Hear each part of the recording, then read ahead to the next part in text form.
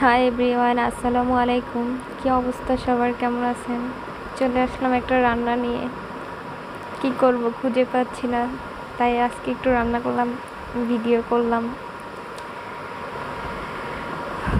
প্রথমেই কড়াইতে গরম মশলা দিয়ে দিলাম, তেল দিয়ে দিলাম, তারপরে পেঁয়াজ কুচি দিয়ে দিলাম। এটাকে একটু ভালোভাবে ভেজে নেব।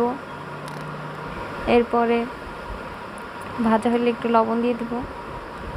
লবণ দিলে একটু তাড়াতাড়ি ভাজা হয়, পেঁয়াজটা একটু নরম হয়ে যায় তাড়াতাড়ি। এরপর আদা রসুন বাটা দিলাম,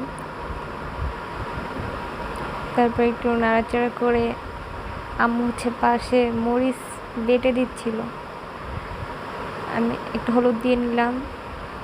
তারপরে আম্মু মরিচ বাটছিল, ওই জায়গা থেকে মরিচ আইনা দিলাম। মরিচ আর পেঁয়াজ বাটা ছিল, ওটা দিল, ওইটা দিলাম। তারপরে ভালো করে একটু কষায় নিতে হবে, যেন মশলার কাঁচা গন্ধটা না আসে। তাই ভালো করে একটু কষায় নিচ্ছিলাম। অনেক টাইম লাগছে, কিন্তু শর্টকাটে তো ভিডিও দেওয়া লাগবে, এর জন্য কষানো শেষ।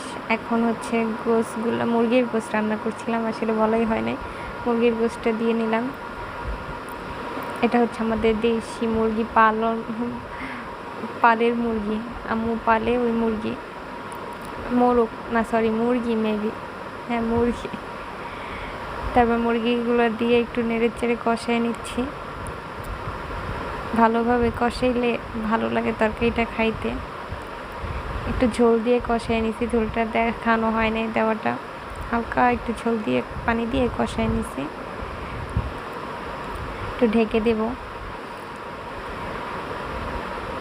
পাশেই আমি কি দেখাচ্ছিলাম, ও পাশে হলুদ গাছ লাগাইছে, ওইটা দেখাচ্ছিলাম। এবার আবার একটু ঝোল দিয়ে কষাচ্ছিলাম মুরগিটাকে। তরকারি, মুরগির গোশ বা যত পদের তরকারি হোক না কেন, ভালোভাবে কষাইলে খাইতে অনেক ভালো লাগে। মশলা ঢুকে গোশের ভিতর, মাছ, গোশ। তারপরে আলু দিয়ে নিলাম, কষানো শেষ হয়েছে। পরে আলু দিয়ে একটু ঝোল দিয়ে কষায় নিচ্ছি। এরপরে ঝোলের পানি দিয়ে দিছি, একটু ঝোলের পানি দিয়ে ঢেকে রাখবো। তারপরে অনেক টাইম লাগছে অবশ্য, কিন্তু এত তো ভিডিওতে দেখানো সম্ভব না।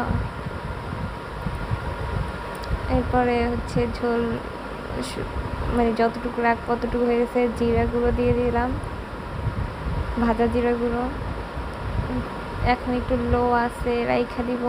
তরকারিতে তেল উঠে গেছে উপরে, এখন হয়ে গেছে তরকারিটা।